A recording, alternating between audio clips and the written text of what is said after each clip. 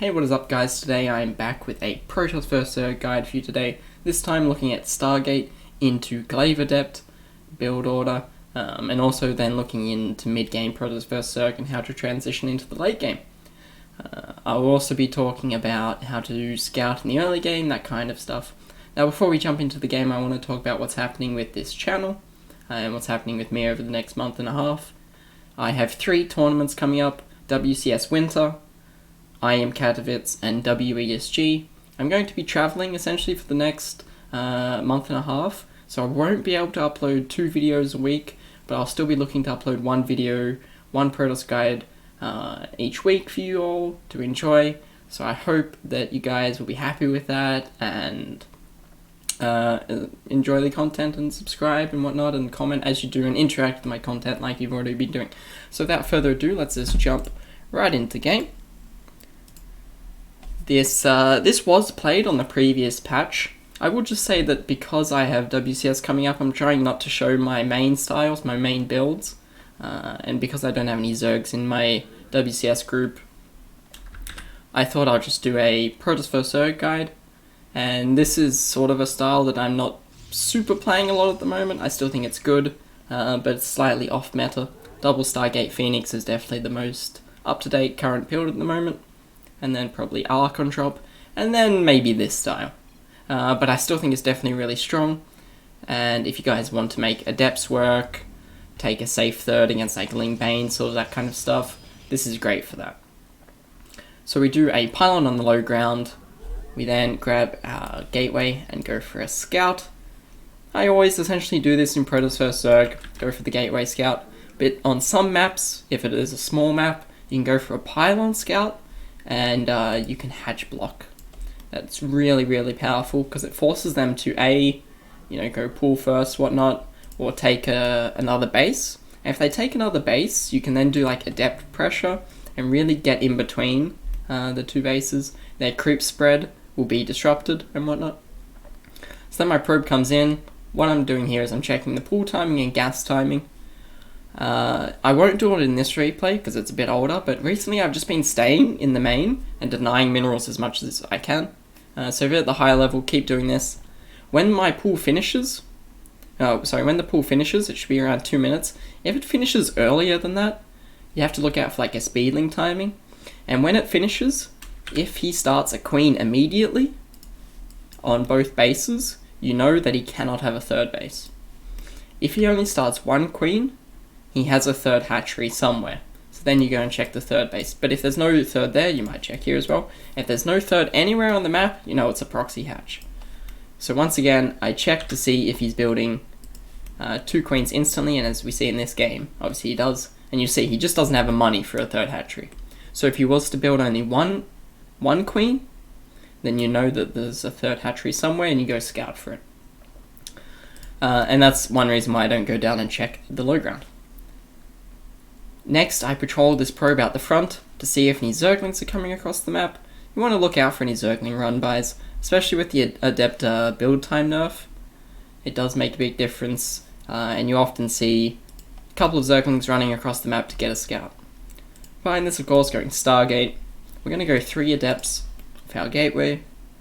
If he was to run by with zerglings, I would chrono boost out this second adept.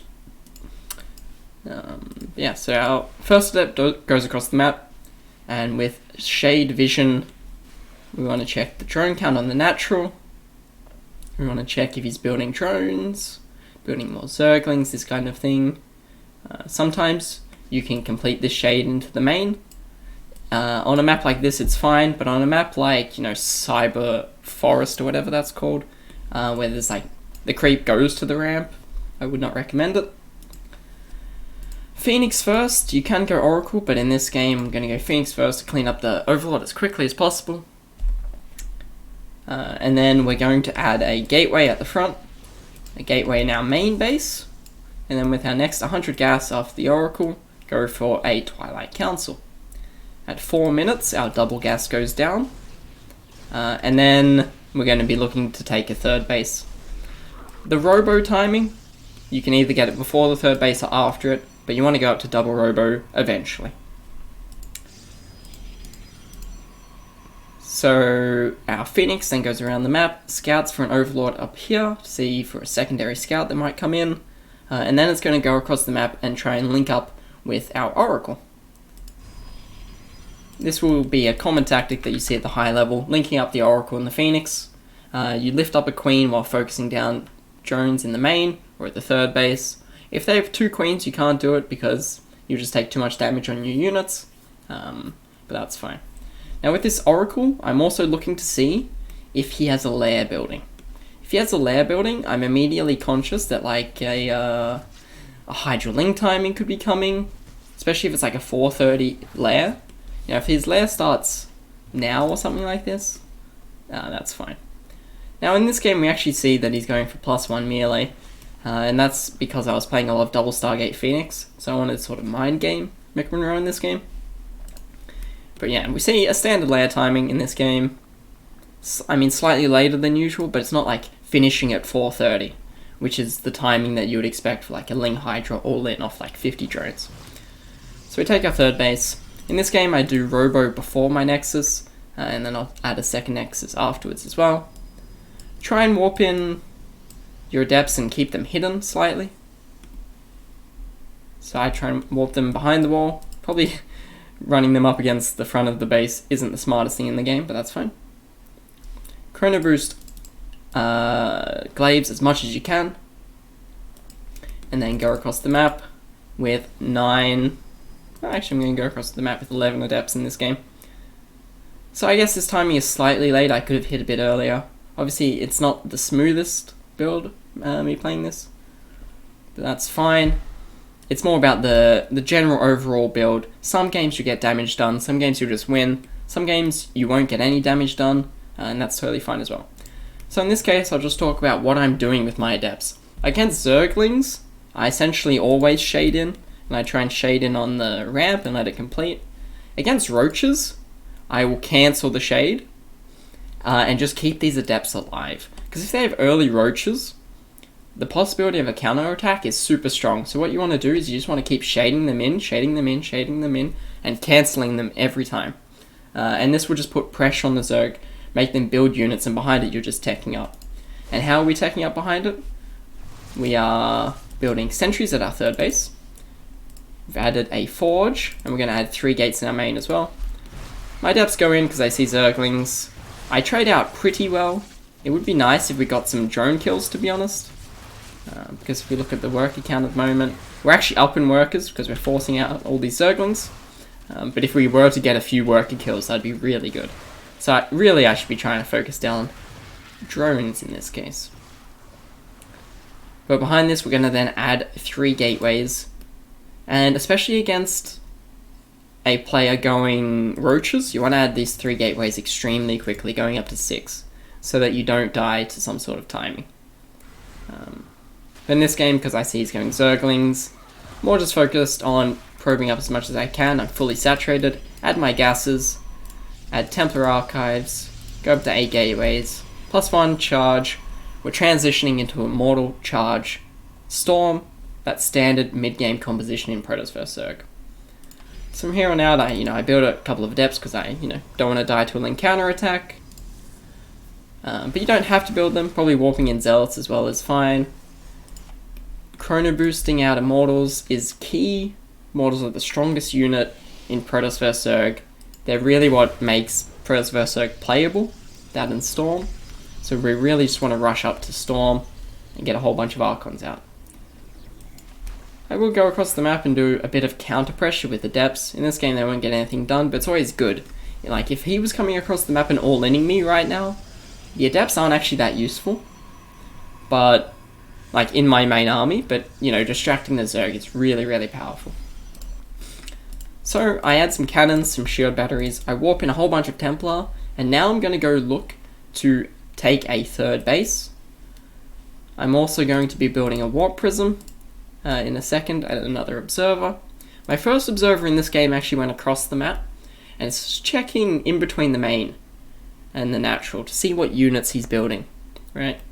It probably wants to be a bit lower so you can check the lair to see if he's ever going hive. They're the sort of things that you want to look out for with this observer. Check his units. Is he building Hydralisk? is he building roaches?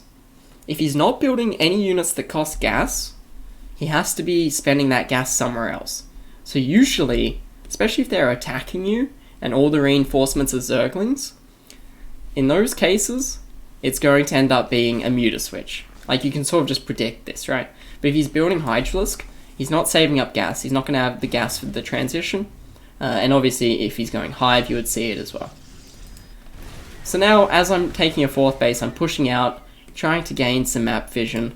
I want to shut down creep, clear up as much as possible, tag his army so that I can see his movements and try and outmaneuver him. And in this game, I decide I'm not really going to get anything done. So I'm happy just taking a 4th base, going to load up some zealots into a warp prison, and go back home. It'd be nice to swing around and clear up this creep, but that's fine as well.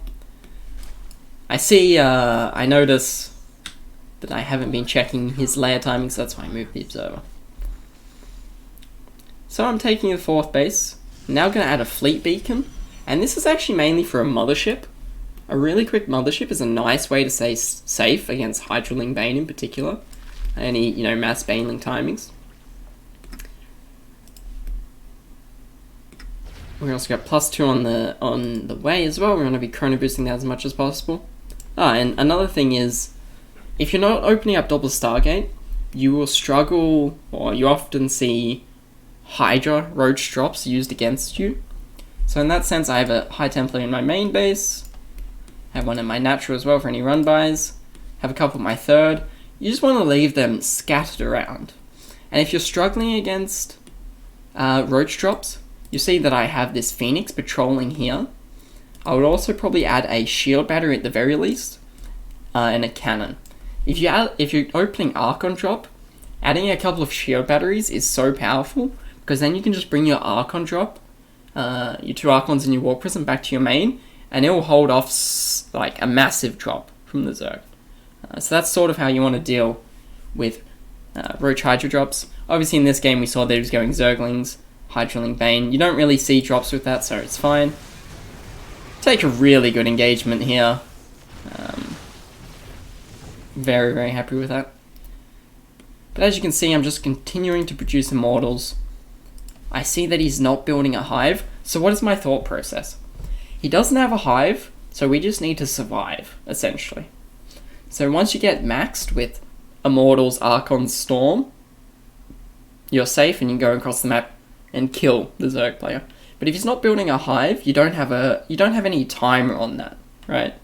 The timer is on the Zerg to kill you. So in these cases, I get a really quick mothership to help me just stay alive. But if he was going for Great Aspire and Hive, I would add another Stargate or 2, go Tempest, go Carriers, that sort of stuff. I would say on the current patch, opening Tempest initially is probably the best thing at the moment, then adding a few Void Rays and then going Carriers is the way to approach late game Protoss vs Zerg. So I think actually my drop did get cleaned up, but there was a drop in there at some point. Now we just posture around the map, and we're looking to be defensive. We don't need to be out on the map, like I said, against Hydraling Bane. So we're just defending our 4th base, setting up some run-bys, and tagging his army whenever we can with the Oracle.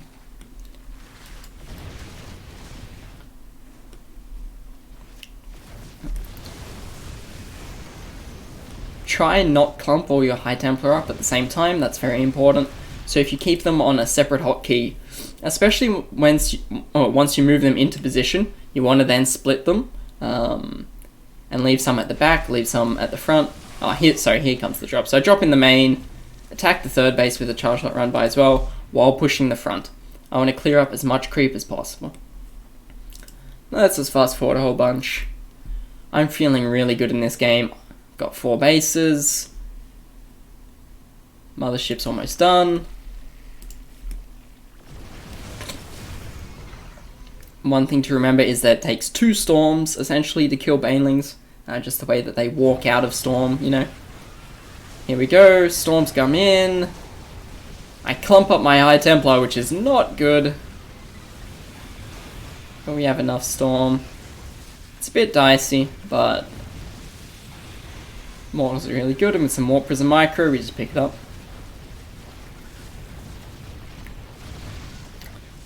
And then he's just committed so much into Banelings, lost a whole bunch of Hydralisk as well, and we kept all of our Mortals alive.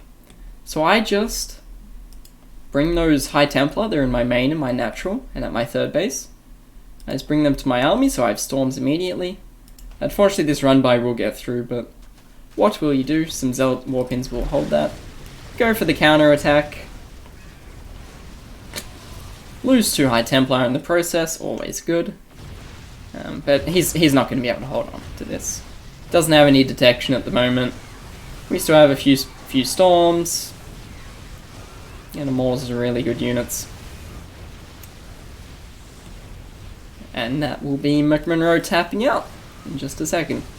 So, this style, it is obviously on the, this was an old patch replay, but this style still works on the new patch. And with the warp gate changes, in fact, it's probably slightly better. Yeah, so I think it's still a viable strategy. Late game Pres vs Zerg is really tough on the new patch. If you're struggling, try going Tempest initially, getting like 5 to 6 Tempests so that you can hit a timing with them and try and shut down Broodlords from afar, tag them, focus fire them down, push forward with the rest of your army, that sort of thing. Apart from that, I think that's all I have to say for this video, for this guide on a Stargate into Glaive Adept build order. If you enjoyed it, comment down below, tell me what you liked about it, tell me how you go with it if you try it out on ladder, and I just want to thank you all for supporting me. I've had some crazy support on YouTube lately, and Twitch in general, so I'm very grateful for all of you, and I'm sorry that I'm not going to be able to put out as much content as I would like to. I'm just honestly traveling a whole bunch. I leave on Tuesday for America, and I get back to Australia 1 month later, essentially, and I'm straight back into uni, and then actually a week later I then go off to China. So, super busy, but I'll still get videos out for you guys. So thank you guys very much for tuning in. Hope you have a lovely day. See ya.